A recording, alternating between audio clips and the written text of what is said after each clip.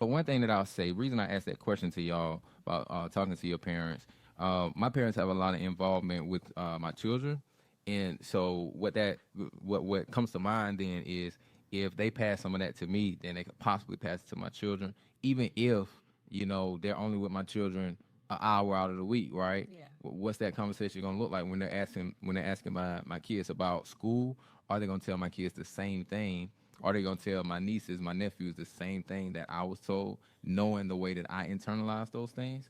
And they could be at risk of internalizing them the same way, and then having to heal from that. So it's kind of like when you bring up that and you have that discussion, with your parents or grandparents, family members, even friends sometimes, right? Because we can correct each other and we can heal together. When we're having those conversations, those discussions, it allows for us to, as long as everyone's open minded, right? Right. It allows for us to kind of get understanding and see, okay, what's a better way of doing it, right? I know that you didn't mean for it to come off like that, but that's how I took it, right? Yep. And I don't want the next person to take it like that.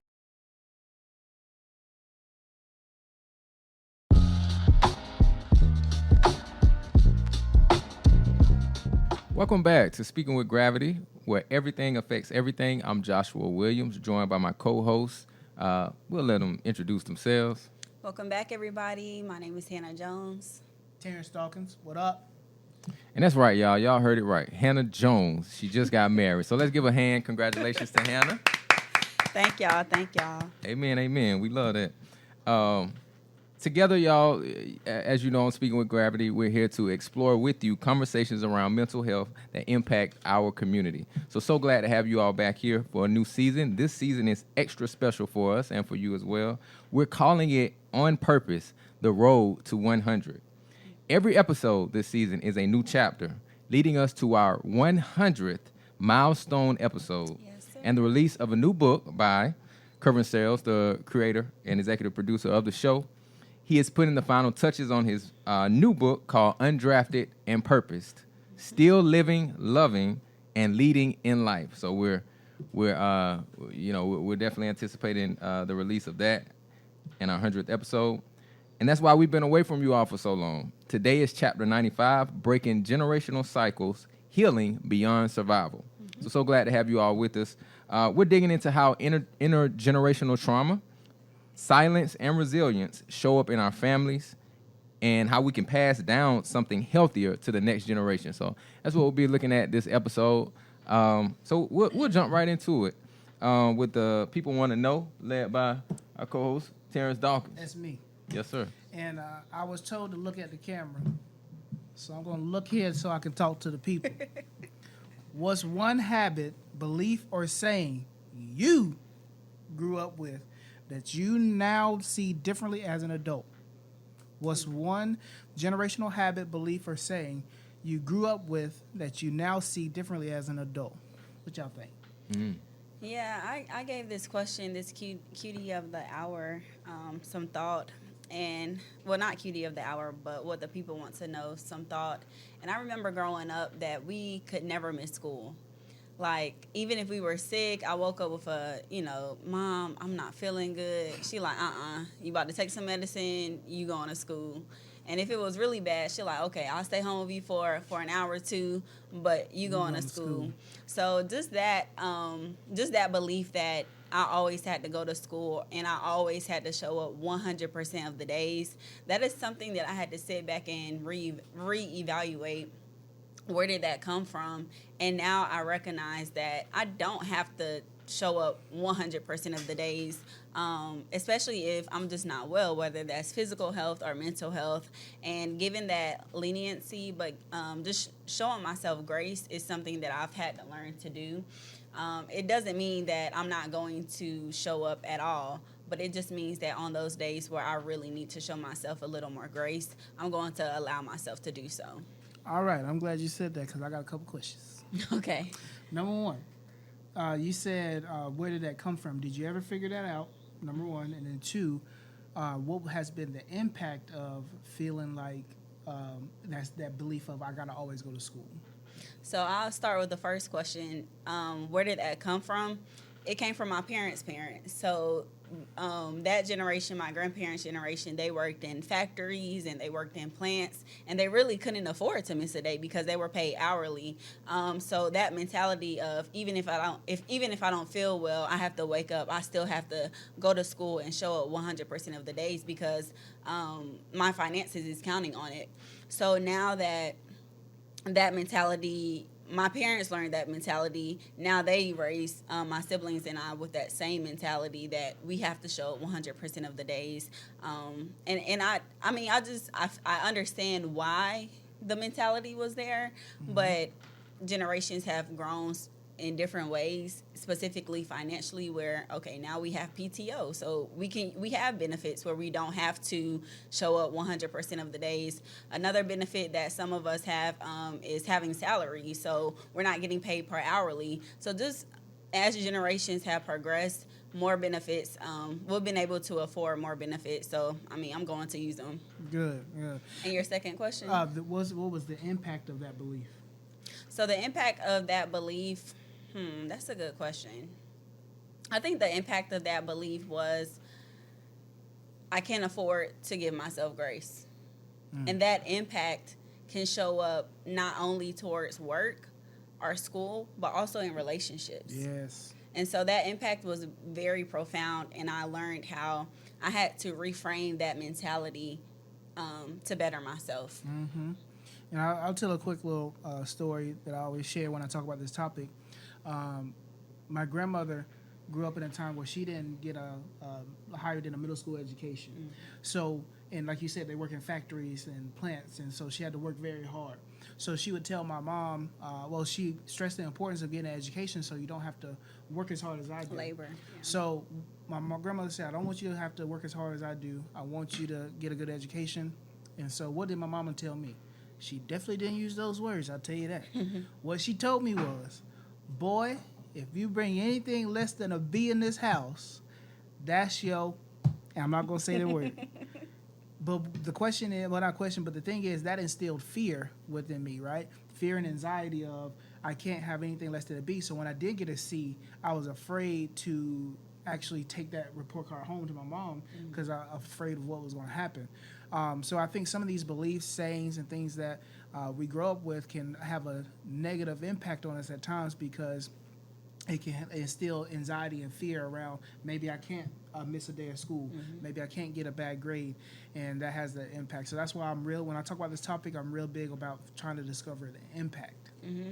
And I'm glad how you identified the feeling that came with that mentality that you can never get a C or below. Just identifying the feeling of fear. To me, identifying the feeling, it helps me understand and process the situation more. So I'm glad you did that. Let me ask y'all, do y'all like talk to your parents or, the individuals that kind of instill those things in you?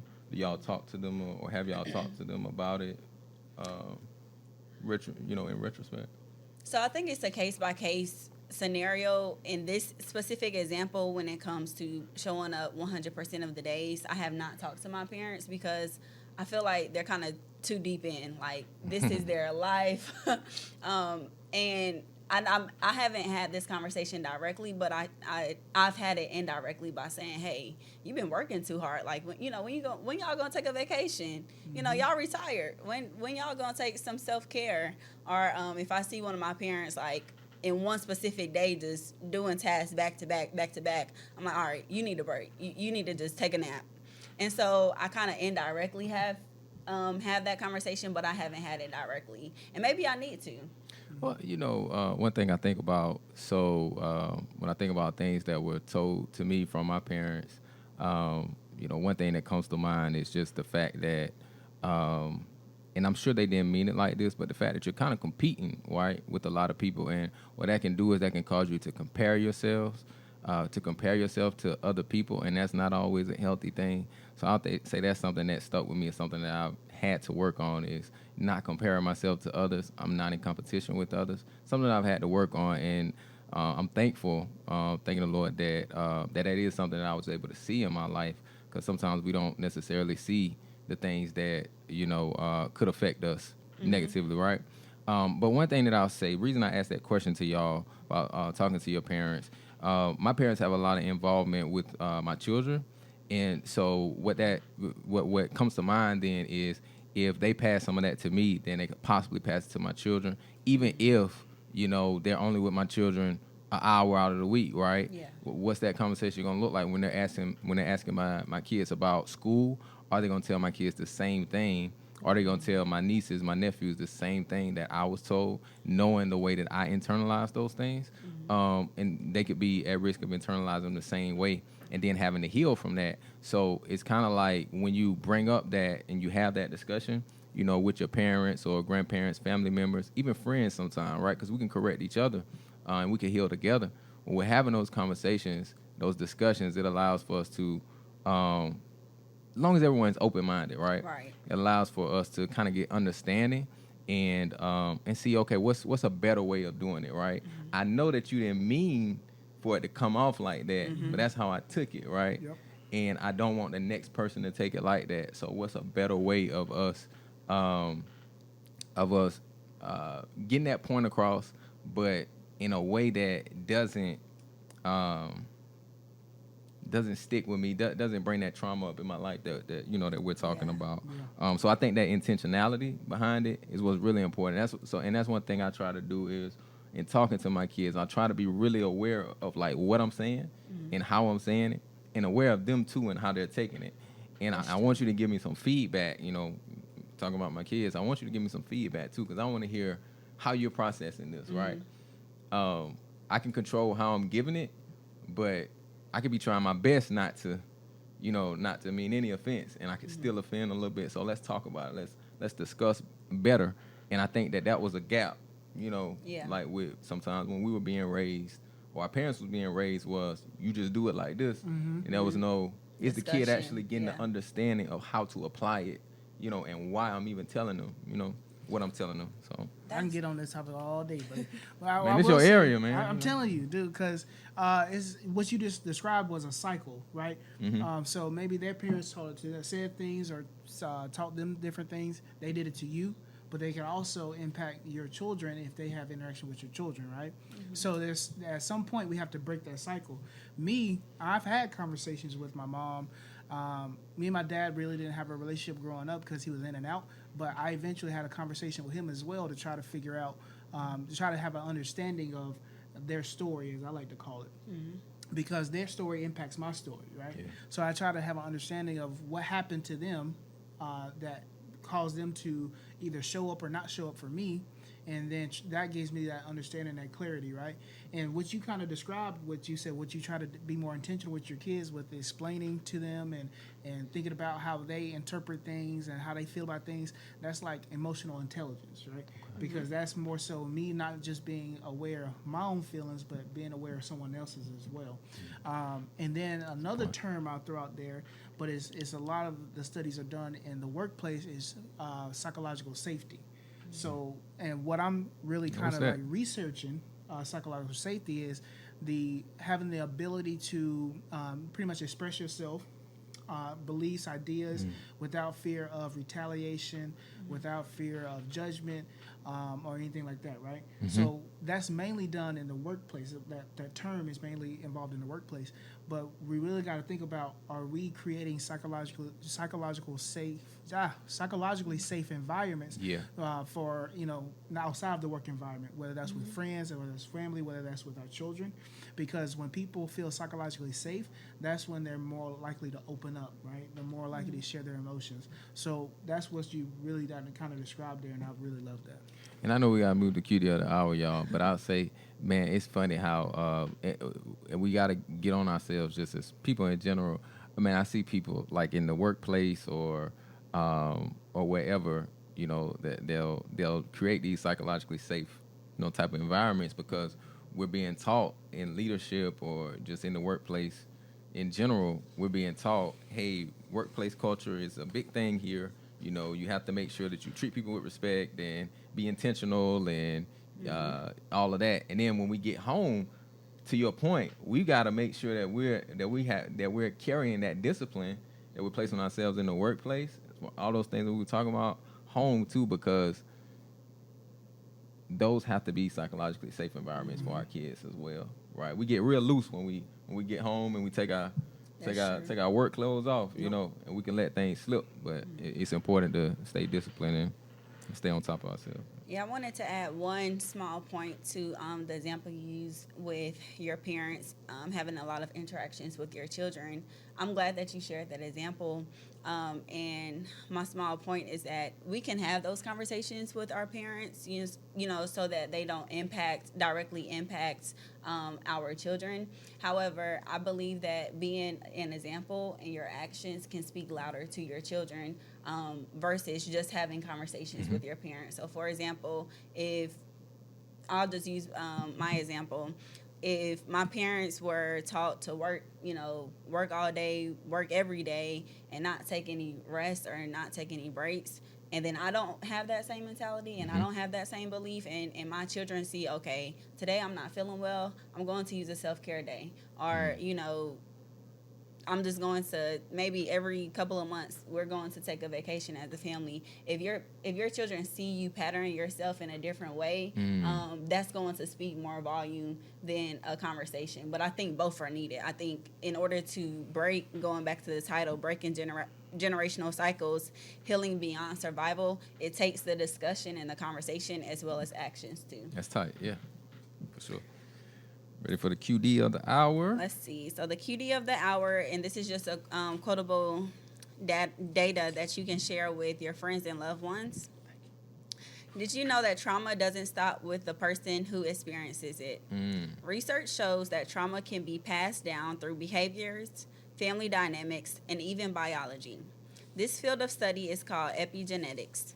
One of the most widely cited studies published by the Biological Psychiatric article of 2016 states it found that children of the Holocaust survivors had different stress hormone profiles compared to their peers, suggesting trauma left a biological imprint passed from one generation to the next. And this article is by Rachel Yoda and colleagues.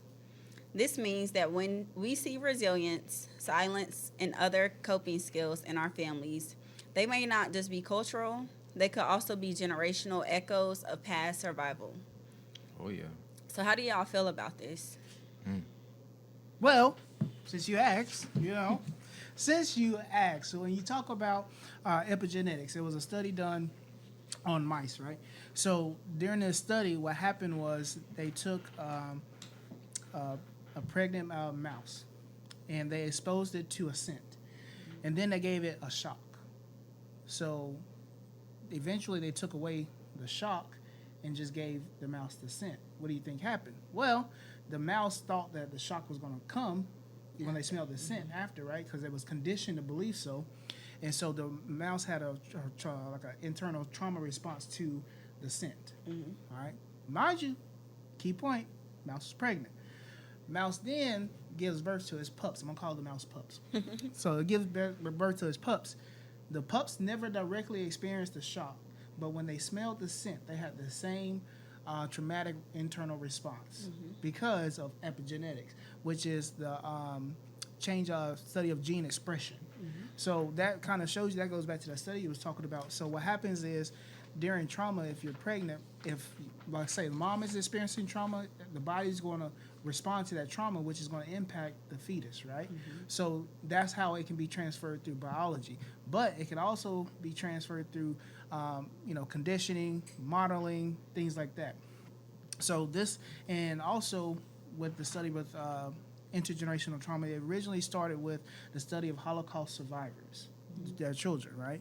So what they found was, again, according to the study, they found that the children of Holocaust survivors were more likely to experience PTSD symptoms. And you have to think about, the question is, how was that? So I love this topic, by the way. So I can spit Share out your stuff knowledge. So I just really find it interesting because when I read the book, Post-Traumatic Slave Syndrome, that's how I got started. It really kind of made me think about my own story and how I was impacted by intergenerational trauma, like going back to the beliefs and sayings.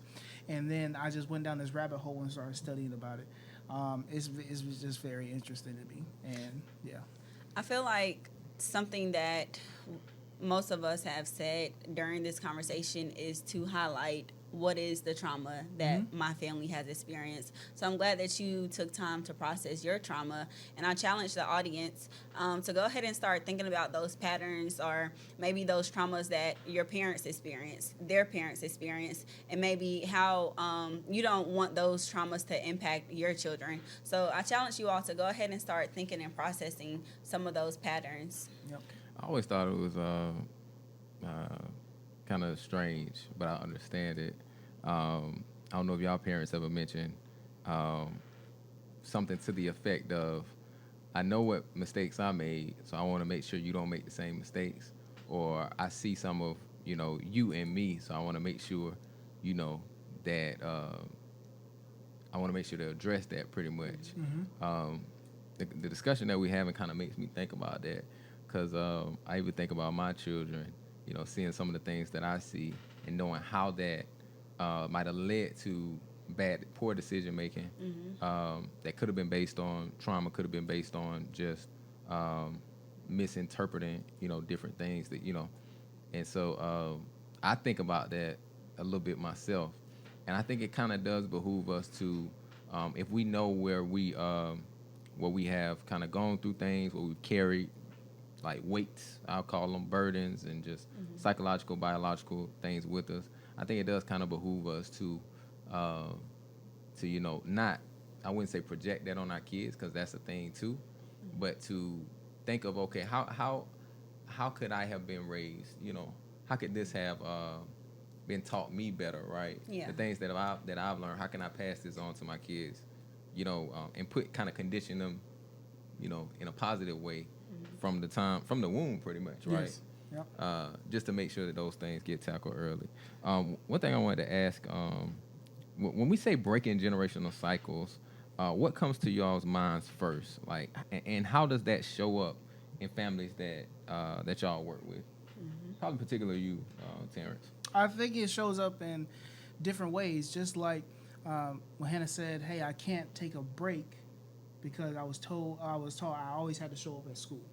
So I recently transitioned jobs, and when you transition jobs, it's with the PTO, like you mentioned PTO, you can either use it or lose it, right? Or sometimes they pay you out for it. Guess how many hours of sick time I had over 3 years? Just guess. None. That's false. I had some. I'm going to say maybe about 2 weeks worth. 2 weeks worth? I had 152 hours of sick time that I lost because I never took it. Never took it over a term of 3 years. But and then you have to think about, why is that? It could go back to, I'm worried about what they will think of me because I didn't show up for work, or I have to go to work, even if I'm not feeling well, even if I'm feeling burnt out. The thing is, my mom works third shift. My mom works Monday through Friday, 5 p.m. to 5 a.m. Monday through Friday. She gets off Friday morning. She goes home, go to sleep, goes back to work at 3 o'clock p.m. Saturday, and works again till 3 a.m., right? That's 12 hours. Yeah, you see the face? You see the face? Sometimes she'll work Sunday, but that's either 6 to 7 12-hour shifts a week. And I was like, "Mama, why do you work like that?" Her response is, "So I don't ever have to ask anybody for anything ever again." So my whole life, I've seen my mom work like that, right? And so she never said, "Terance, I want you to work just like I do." So what did she do? She modeled that for me. And so guess what I did? I picked that up. Right? Indirectly, I picked that up. So it can show up in different ways. It can show up in your work ethic. It can show up in relationships, how you respond to different situations or different maybe disagreements, right?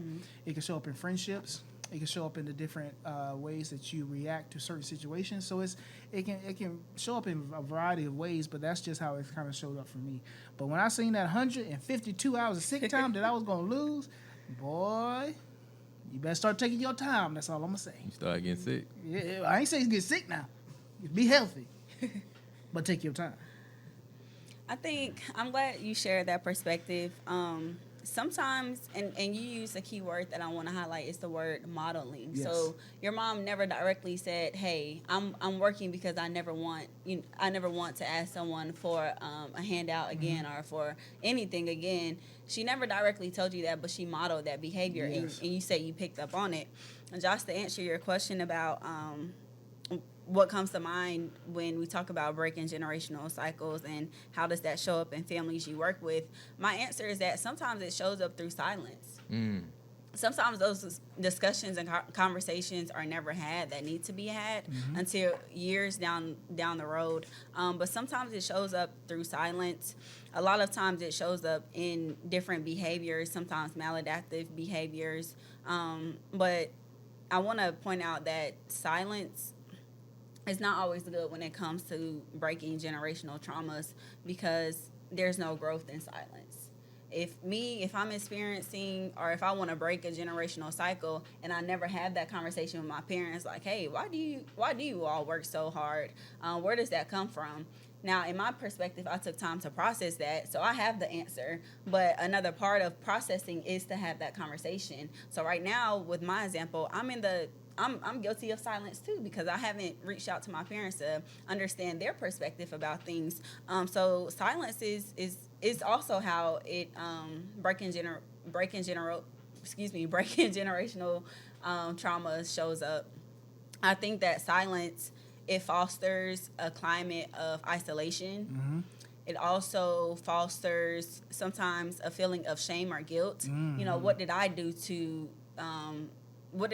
have to experience this generational trauma? So I feel like silence does not work in our favor when it comes to breaking generational silence. I'm glad you brought up the word silence. Another question, people. Where do you think silence started from?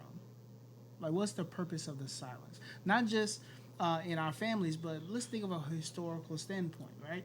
So, and let's say even like I said, intergenerational trauma started with the study of the Holocaust survivors. Let's think about if they were to say, "I'm not going to do something," or they say, "I'm tired," or they say, "I'm not putting up with this." What do you think would happen? Right? So people consequences, right? So they learn that, hey, in order for me to be as safe as possible, in order for my children or family to be safe as possible, I need to be silent, right? And so they do what? They teach their children the same thing. You can't say that or else they're going to get mad or upset. So what do? They pass it on. So that's a cycle, right? So that's the Holocaust example. Or if you think about chattel slavery, right? If they were to do the same thing, again, consequences.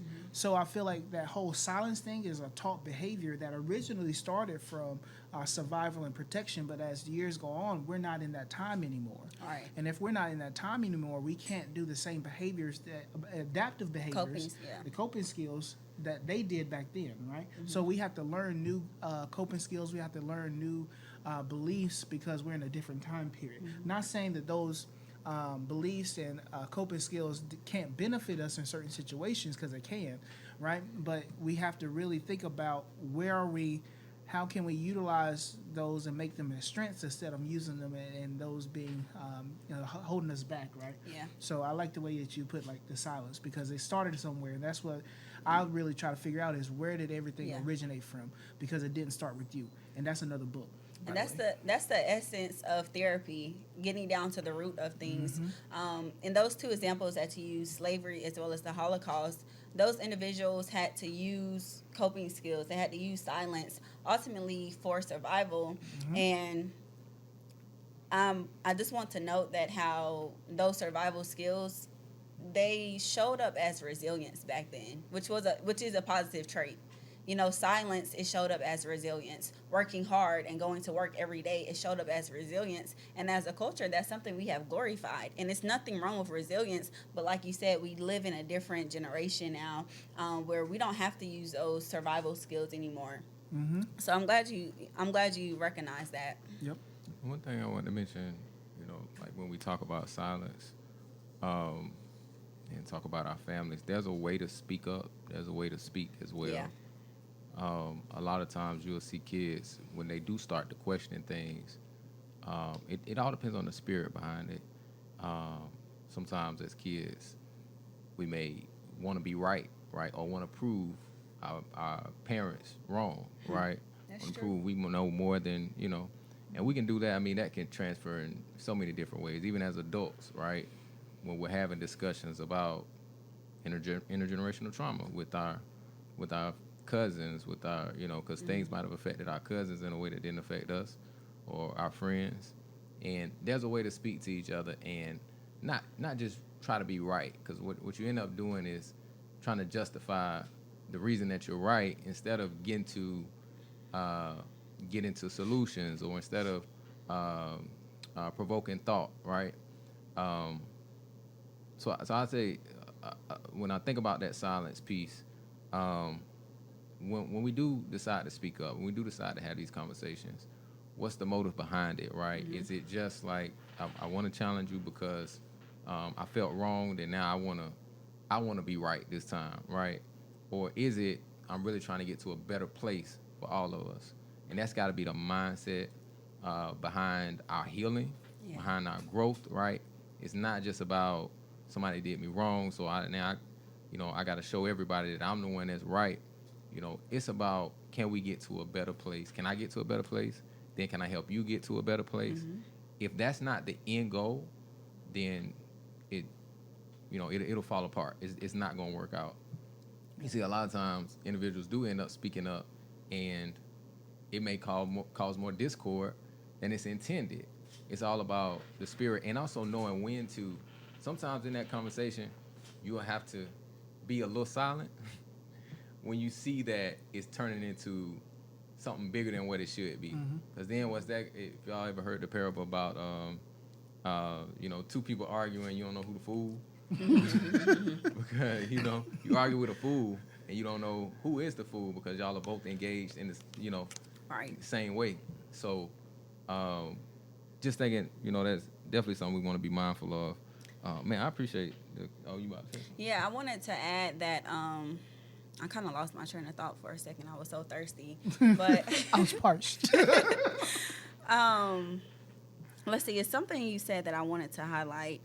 Oh, about the approach to challenging. When you want to challenge a generational trauma, you said it's always about the spirit behind it and the approach. And I wanted to suggest that one method you can take if you want to challenge a generational trauma, or something you recognize that your family has experienced for generations, is just to create the conversation by asking a question. Asking a question, yeah. Maybe it doesn't start off with your personal feelings. Maybe it doesn't start off with your experiences. Maybe you just want to ask a question to open up. How does the opposite person or the receiving person view this situation that I feel like our family has been experiencing? And so I just wanted to add that. That's a great point. Yep. That's a great point. And you mentioned the word motive. What's the motive behind these conversations, right? I think the motive, sometimes we'll go into situations feeling like, if I have this conversation, it's going to change something. Mm-hmm. Sometimes it's probably not going to change anything. So we have to sometimes change our motive to be, I want to go in with an open mind for understanding. Come on. Right? Not for them to change who they are or for them to apologize. That shouldn't be your motive, because sometimes that can lead to you being disappointed. Right? So it could be, let me try to understand where they were coming from that made this impact on me, right? So I think that was very important in my journey, is transitioning from wanting a different outcome to actually just going in from wanting understanding. And that's why I created the Black Trauma Cards, which is right here, by the way, and the Black Trauma Journal, which is right here. BLACK is an acronym for Building Language, Awareness, Connections, and Knowledge. And that is to help people have these conversations, to do this self-reflection, right? Because I feel like sometimes we don't have these conversations because we don't know where to start. And that's why I created the cards, and I made the journal so that we can explore our own story if we want to do it.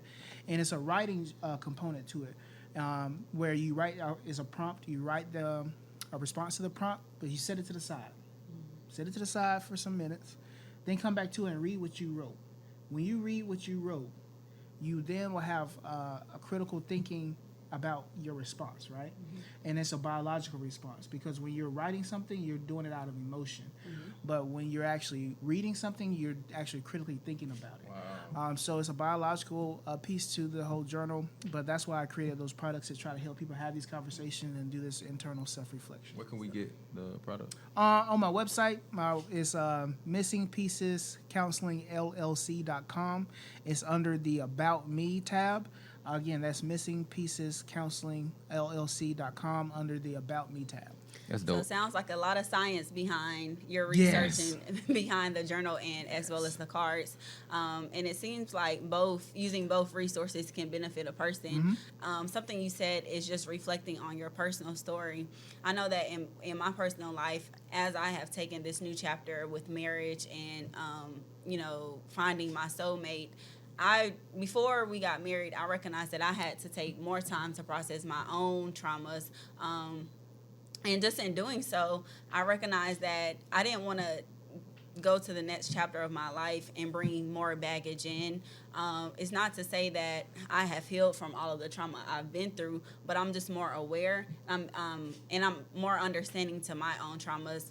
And because I took time to do that, I'm able to articulate myself to my partner in a better way, but also I'm able to understand my own triggers and how, because because I've experienced these certain traumas, or because my family has experienced these certain traumas, this is how it's made me feel, and this is how my identity have grew around those traumas. However, I want to grow forward and I want to move in a positive direction. So just taking the time to process your own personal story is very important. Listen, man, it's a great discussion. I think that some practical takeaways, like for the people, I think will really help.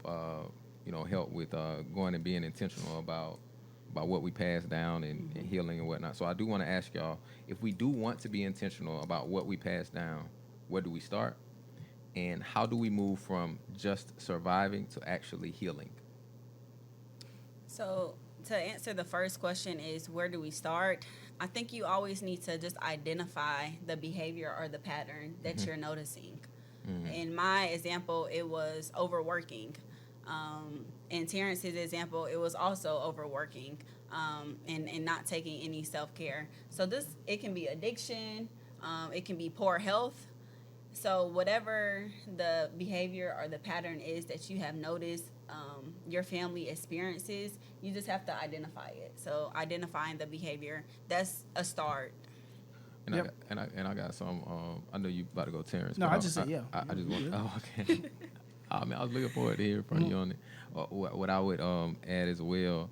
I think that's so important to identify it, and also to be committed to the long game, the long journey, because you're gonna see so many other things that come up after. It's not a One and done. yeah. It's not a I fix this and then I'm good. If I can, a lot of people. I've had the mindset, and I know others have the mindset. Man, if I get this right here, man, I'm straight. I'm good.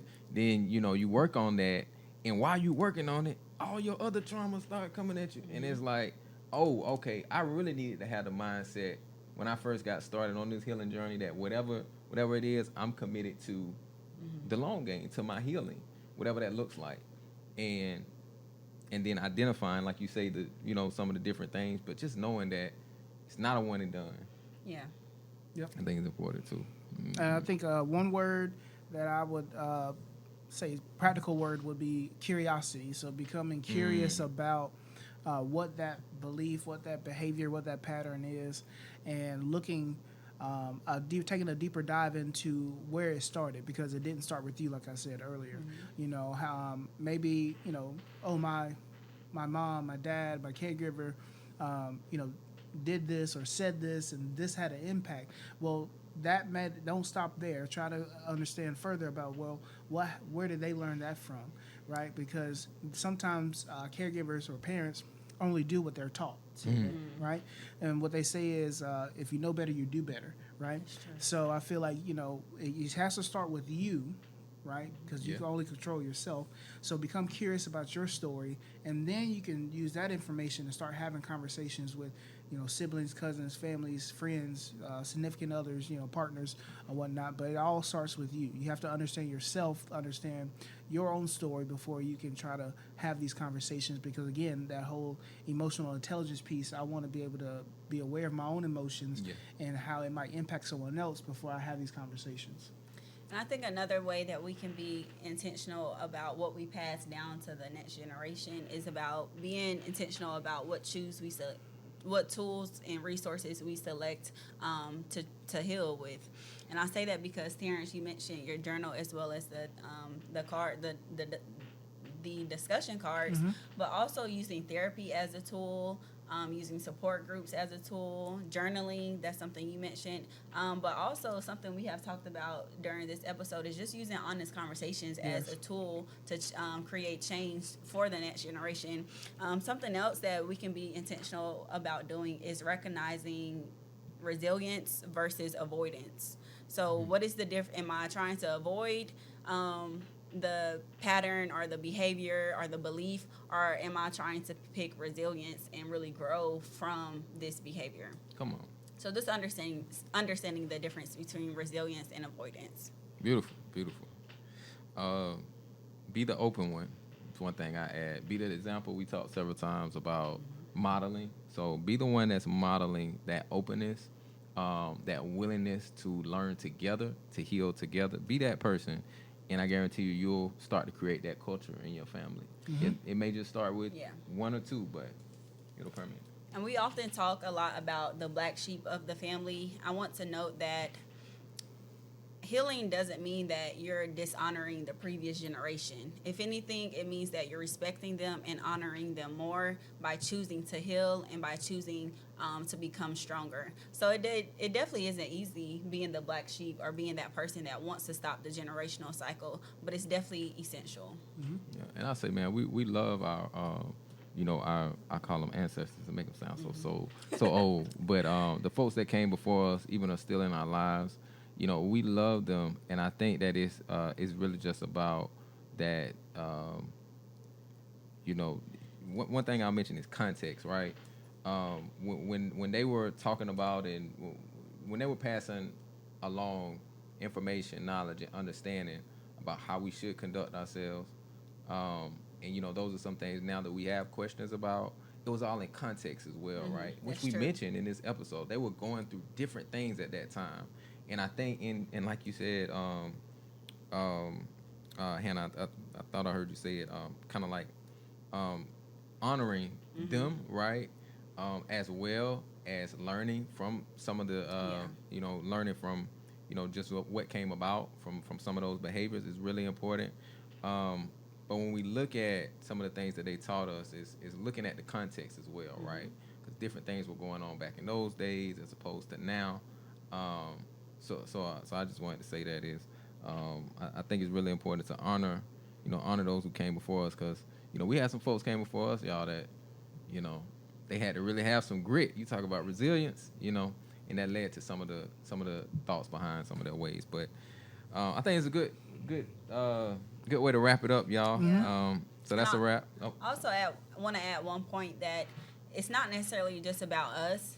It's more so about creating that emotional inheritance. Something we talk about often is leaving a positive legacy, and often that